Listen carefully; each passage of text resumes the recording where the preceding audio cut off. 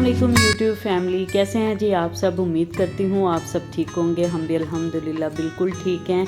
मैं अभी लुलु से आई थी और अपने घर की कुछ मंथली और वीकली ग्रॉसरी करके तो सोचा आपके साथ भी आज अपनी मंथली और वीकली ग्रॉसरी शेयर करूँ। मैंने यहाँ पर कुछ ब्रेकफास्ट का सामान और दूध और फ्रूट्स और वेजिटेबल्स लिए हैं। ये मेरा सारा वीकली सामान है और मैं आपके साथ जो है अपना मंथली जो ग्रॉसरी है वो भी शेयर करूँगी। तो आपने मेरी वीडियो को एंड तक लाजमी देखना है, इसको स्किप बिल्कुल नहीं करना। इसके लास्ट में मैं आपके साथ एक बहुत मज़ेदार सी रेसिपी भी शेयर करूँगी। दूध को मैं एक साइड पर कर दूँगी और बाकी चीज़ों को अपने काउंटर टॉप पर रखती जाऊँगी और साथ साथ आपके साथ गपशप करूँगी। मैंने यहाँ पर ब्रेड लिया है, ये मेरा मॉर्निंग का ब्रेकफास्ट है। मैं मोस्टली ब्राउन ब्रेड यूज़ करती हूँ, लेकिन उनके पास अभी जो है वो स्मॉल साइज़ में अवेलेबल नहीं थी, तो इसीलिए फिर मुझे वाइट ब्रेड उठानी पड़ी। साथ ही मैंने मफ़िन और साथ ही टाइम पास के लिए मैंने च्युइंगम ली है। कॉफ़ी का एक जार लिया है, साथ ही मैंने कॉफ़ी मैट लिया है, क्योंकि मैं कॉफ़ी जो है ब्लैक कॉफ़ी और मिल्क कॉफ़ी दोनों ही शौक़ से पीती हूँ, तो इसीलिए फिर मेरा ये मंथली लाजमी होता है। और कॉफ़ी मेट आपको अक्सर मेरे ऑयल वाली साइड पर भी नज़र आता होगा, क्योंकि मैं इसे कॉफ़ी के साथ साथ चाय में भी यूज़ करती हूँ। इसके साथ चाय भी बहुत मज़े की बनती है, आप भी लाजमी ट्राई कीजिएगा। साथ ही मैंने पिंक सॉल्ट लिया है और ये मेरे फ्रोज़न अलबेकर के पराठे हैं। ये मैं अपने घर में लाजमी रखती हूँ, मैं इसी का ही आटा यूज़ करती हूँ और इसी का ही मैं पराठे यूज़ करती हूँ। इसके साथ ही मैंने 4-5 डिब्बे नेशनल के लिए हैं, जिनमें बटर चिकन, सिंधी बिरयानी, सीख कबाब, टिक्का मसाला और चिकन कोरमा मसाला है। मैं डिब्बे लाजमी घर में रखती हूँ, क्योंकि समटाइम्स इनकी ज़रूरत पड़ जाती है और इसे थोड़ा सा भी हम खाने में ऐड करें तो खुशबू और टेस्ट खाने का बढ़ जाता है। धनिया पाउडर का एक पैकेट लिया है, ये भी मेरा पूरा जो मंथ है वो चल जाएगा। साथ में मैंने अजवाइन ली है, ये भी घर में ख़त्म हुई थी। और ये कुछ दालें हैं, इन पे स्पेशल ऑफ़र थी, तो मैंने सोचा कि चलो कुछ तो घर में पड़ी हुई हैं, कुछ ले लेती हूँ। मेरा जो नेक्स्ट जो मंथ और 2 मंथ हैं वो इजीली आराम से गुजर जाएंगे। इनमें मैंने माश की दाल, चना दाल, मूंग और मसूर की दाल और ये जो ड्राई रेड चिली होती हैं ये मैंने ली हैं। और साथ ही मैंने शवारमा मिक्स मसाला लिया है, सोचा इसको फ़र्स्ट टाइम लिया है, ट्राई करूँगी। और ये भी ऑफ़र में थे और मैंने फिर ये भी जो हैं 2 डिब्बे उठा लिए। और ये मैंने फ़र्स्ट टाइम लिया है मीट टेंडर मसाला, तो सोचा था इनको भी ट्राई करूँगी। ये है जी मेरी मंथली ग्रॉसरी में से कुछ ग्रॉसरी।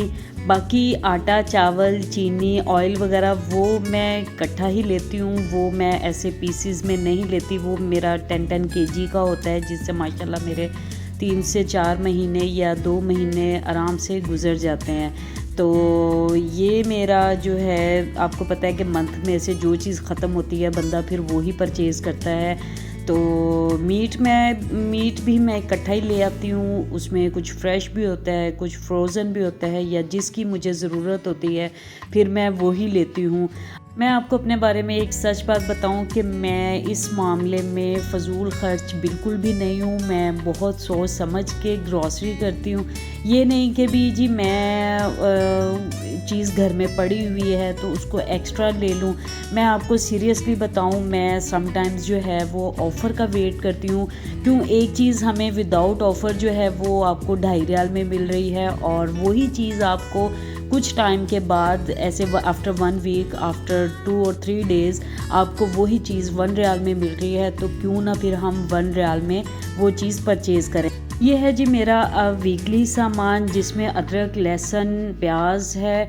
अदरक लहसुन का तो मैं पेस्ट बना के रख लूँगी। बाकी मेरे जो हैं वो फ्रूट्स हैं, वेजिटेबल्स हैं। ये पाकिस्तानी गाजर है, मैं इन्हें या तो किसी मीठे में यूज़ करूँगी या फिर सलाद में यूज़ करूँगी। मैं वीकली जो है वो सलाद का सामान लाजमी लाती हूँ। अच्छा, जब मैं शुरू में आई थी ना तो मुझे ना समझ नहीं आती थी। माशाल्लाह मैं पाकिस्तान से भरे हुए घरों से आई, मेरा मेकअप भी माशाल्लाह फैमिली वाला और खैर से मेरा ससुराल भी फैमिली वाला। तो आपको पता है फैमिली में फिर वाफर चीज़ें होती हैं, तो मैं और मेरे हस्बैंड यहाँ पर होते हैं, तो मुझे ना शुरू में समझ नहीं आती थी कि मैं कितनी चीज़ परचेज़ करूँ। और शादी से पहले आपने कभी इस तरह ग्रॉसरी भी नहीं की होती, तो मेरा ये शुरू में यहाँ जब आई तो मेरा फ़र्स्ट एक्सपीरियंस था। तो कभी चीज़ ज़्यादा हो जाती थी, कभी कम हो जाती थी, मोस्टली ज़्यादा ही होती थी। तो मुझे समझ नहीं आती थी, तो कुछ अब उसमें से कुछ वेस्ट करना पड़ता था, कुछ फ्रीज़ करना पड़ता था। तो मुझे बड़ा फ़ील होता था कि भी अफ़सोस भी होता था कि भी इतना मैं ग्रॉसरी भी करके आती हूँ, फिर उसको फ्रीज़ करके, फिर उसको वेस्ट करके खाना, तो वो अच्छा नहीं लगता था। फिर मैंने अपना एक शेड्यूल बनाया कि मैं वीकली या 10 डेज़ की जो फ्रेश ग्रॉसरी है ना, वो मैं इतने दिन की रखूँगी।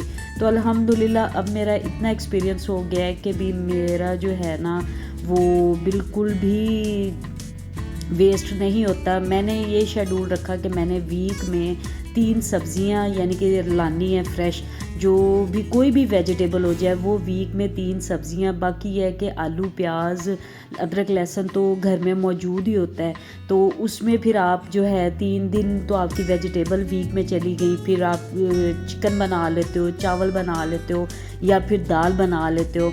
तो इस तरह आहिस्ता आहिस्ता जो है मुझे अपना एक्सपीरियंस हुआ।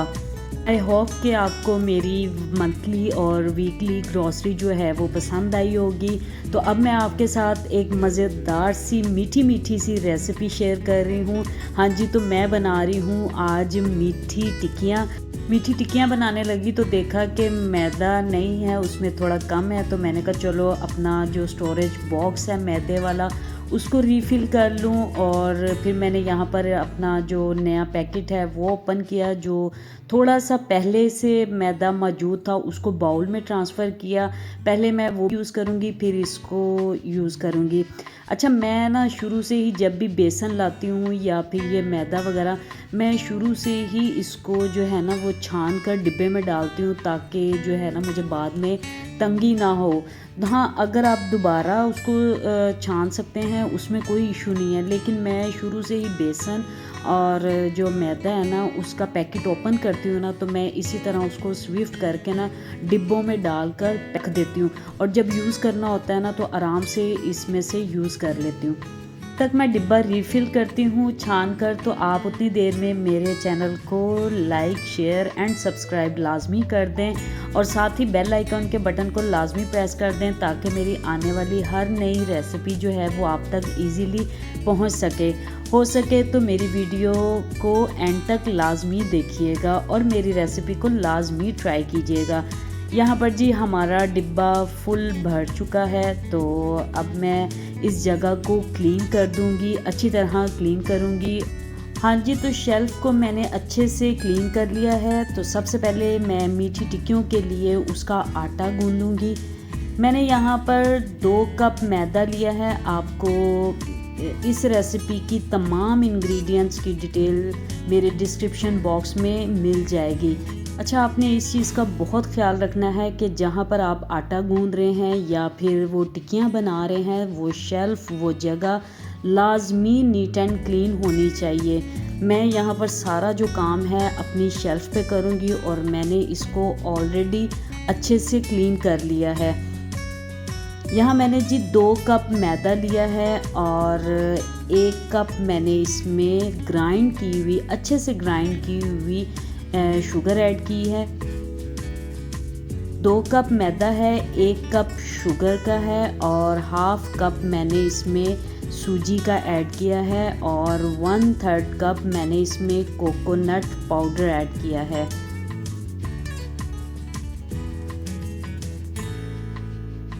कोकोनट पाउडर ऐड करने के बाद मैंने 1/3 कप ही वाइट सेसमी सीड्स ऐड किए हैं, जिन्हें सफ़ेद तिल भी कहते हैं। तिल ऐड करने के बाद मैंने 1 टीस्पून सब्ज़ इलायची का पाउडर ऐड किया है। इलायची पाउडर ऐड करने के बाद अब मैंने इसमें 3 to 4 टेबलस्पून देसी घी के ऐड किए हैं।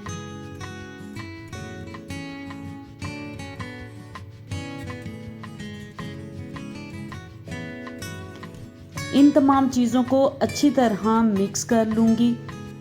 मोस्टली लोग इसमें अंडे भी डालते हैं, मैंने इसमें अंडे ऐड नहीं किए। अगर आप अंडे ऐड करना चाहते हैं तो आपकी अपनी मर्ज़ी है। साथ ही मैंने इसमें 1 टेबलस्पून सौंफ ऐड किया है और अब मैं इसे हाथों से अच्छी तरह मसल लूँगी।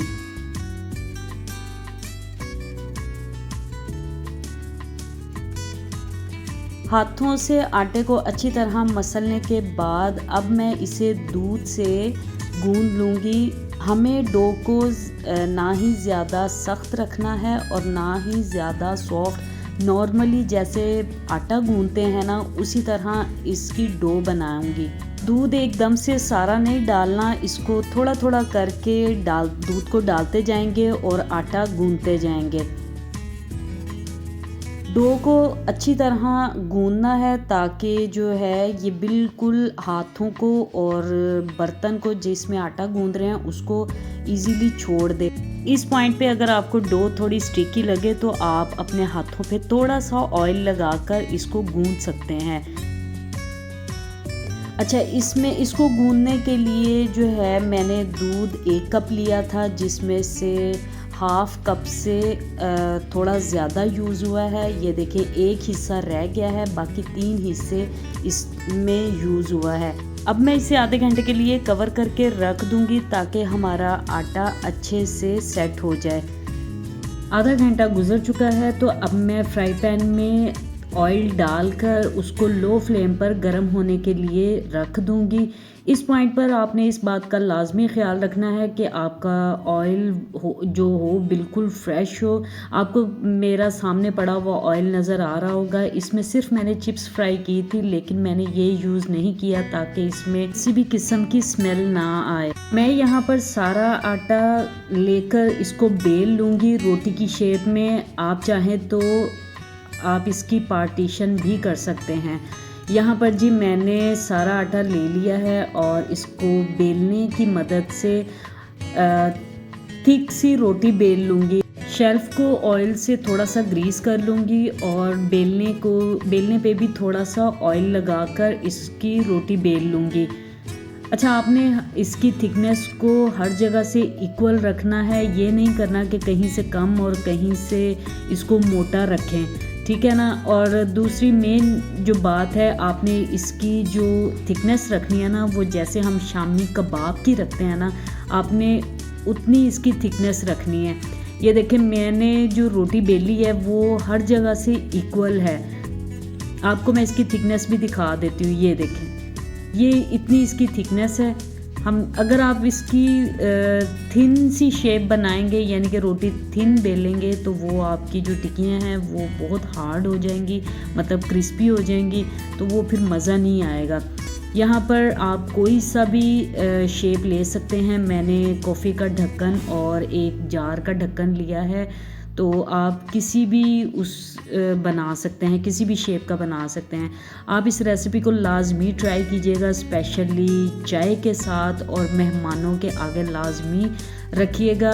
यकीन से कहती हूँ कि उनको ये रेसिपी और ये डिश लाजमी पसंद आएगी और आपको भी मज़े की लगेगी। और सबसे बड़ी मज़े की ये बात है कि आप इसे 2 से 3 हफ्तों के लिए स्टोर करके भी रख सकते हैं। ये देखें यहाँ पर ये बिल्कुल लाइक का शामी कबाब इसकी शेप है। अब मैं तमाम टिक्कियों को ट्रे में रखती जाऊंगी और उतनी देर में हमारा जो ऑयल है वो भी फ्राई हो गया है। अच्छा, याद रहे कि भी ऑयल जब हम इसको ऑयल में डालेंगे ना, तो ऑयल जो है वो हमारा बहुत ज़्यादा गर्म नहीं होना चाहिए, वरना ये जो मीठी टिक्कियाँ हैं ये ऊपर से सुर्ख हो जाएंगी और अंदर से बिल्कुल कच्ची रह जाएंगी। सो आप इसको स्लोली थोड़ा पकाइएगा तो वो अच्छी कुक हो जाएंगी। शेप दी हुई टिक्कियों को मैं सेपरेट करके जो बाकी आटा बचा है उसका पेड़ा बनाकर फिर इसी तरह मैं इसको बेल लूँगी। मैंने थोड़ा सा आटा ऑयल में डालकर उसका ऑयल का टेम्परेचर चेक किया है। ऑयल का टेम्परेचर बिल्कुल परफेक्ट है। और ये देखें, मैं अब इसमें मीठी टिक्कियाँ डालकर उसको फ्राई कर रही हूँ।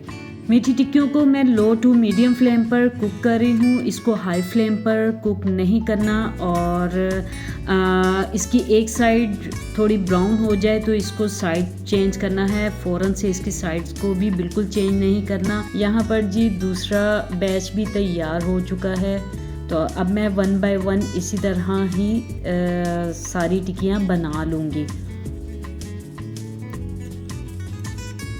आपने मेरे चैनल को लाजमी सब्सक्राइब करना है और मेरी वीडियो को लाजमी शेयर करना है और मुझे कमेंट करके लाजमी बताना है कि आपको मेरी रेसिपी कैसी लगी। और मुझे यकीन है कि आप मेरी वीडियो देखने के फ़ौरन बाद ही किचन में जाएंगे और आप इस रेसिपी को लाजमी ट्राई करेंगे, क्योंकि मैंने इसमें कुछ एक्स्ट्रा तो डाला नहीं। माशाल्लाह हर वो चीज़ है जो हर घर में मौजूद होती है, हर वो इंग्रेडिएंट्स हैं जो हर घर में मौजूद होते हैं। यहाँ पर आप जी टिक्कियों का कलर, मीठी टिक्कियों का कलर देख सकते हैं, बिल्कुल ब्राउन, लाइट ब्राउन हो चुकी हैं और ये माशाल्लाह से बिल्कुल परफेक्ट कुक हो चुकी हैं। अब मैं इन्हें निकाल लूँगी। अच्छा, आपने इसको निकाल कर स्ट्रेनर में रखना है, किसी टिश्यू वगैरह में नहीं रखना। ये माशाल्लाह से क्रिस्पी बनकर तैयार हुई हैं। मोस्टली लोग, जैसा कि मैंने बताया, कि अंडे ऐड करते हैं, उससे ये होता है कि अंदर से जो टिक्की है वो सॉफ्ट रह जाती है, ऊपर से क्रिस्पी। तो मैंने इसको विदाउट एग ट्राई किया है। ये इतनी मज़े की बनी थी कि मैं बनाते बनाते 3-4 आराम से खा गई थी। हाँ, अगर आप सॉफ्ट थोड़ी सी अंदर से पसंद करते हैं तो आप इसमें एग ऐड कर सकते हैं। माशाल्लाह यहाँ पर जी हमारी तमाम मीठी टिक्कियाँ बनकर तैयार हो गई थी और ये कुछ आटा बचा था तो मैंने इस शेप में उनको कट कर लिया था। आप अपना बहुत ज़्यादा ख्याल रखिएगा, मुझे अपनी दुआओं में लाजमी याद रखिएगा। मेरी रेसिपी अच्छी लगी हो तो इसको लाइक, शेयर और कमेंट लाजमी कीजिएगा। अल्लाह हाफिज़।